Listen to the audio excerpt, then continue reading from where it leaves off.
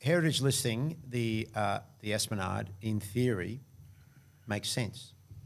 Have you seen those chairs, the funny shaped chairs that are on there at the moment? Each of those represent an anti-aircraft gun. You see the shape of them? I only found that out about a couple of months ago.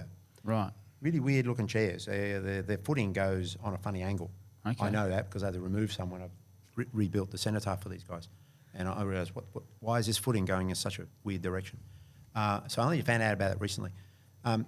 If you were to, a blanket heritage listing on that entire site is very restrictive. Yes. How would you hold Glenty? Yep. How would we? Aquascene. Everything. Yep. I don't even know how do you run a gym class there. I'm a physical training instructor over at one of the gyms here, and I like to take some people out onto the Esplanade to do workouts. Would I be allowed to? I don't know. And in terms of Darwin Services Club, we want to what do you call it? Take an area, develop it, make it usable, and likewise anybody else. City of Darwin, they build ablution blocks.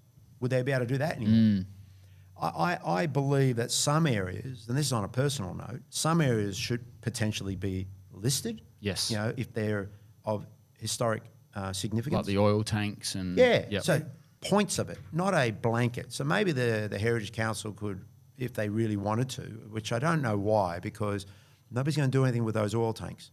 No one's going to touch those chairs. No one's doing anything on that site or in the entire Esplanade to jeopardise its look right now. Yep.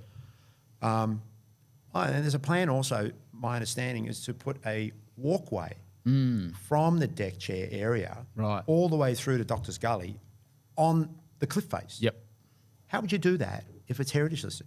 That's right. Well, I think that was one of Convat Scarliss's, one of his babies. Yeah, and I think it's a fantastic idea. That'd be amazing. Yeah, and where's the coffee shop? But I think and I think that's the sort of thing that we need, is not just sort of building massive luxury hotels there, but like development that actually ties in with the aesthetic of the Esplanade, utilises the contours and that sort of thing, and makes it just a great place for families to use. Cairns Esplanade? That's exactly what I'm talking about. We could potentially be doing that. The RSL in Cairns is on the Esplanade. Right. They have their cenotaph. Yep. Sorry, their club is on the opposite side where Admiralty House is. They have their cenotaph directly opposite them.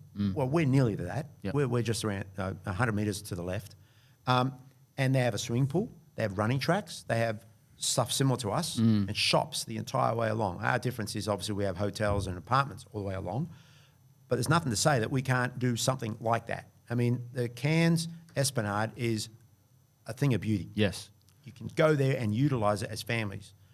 If you turned it into a heritage listed area, it's over. Yeah, I think heritage listed places like the oil tanks, and what you could do is you can incorporate them into a tourism walk or something, turn it into a museum. That path could go around that. Yeah, make it sort of an all-encompassing thing where people can. I think Con was actually talking about putting the walkway from like Lameroo Beach as well.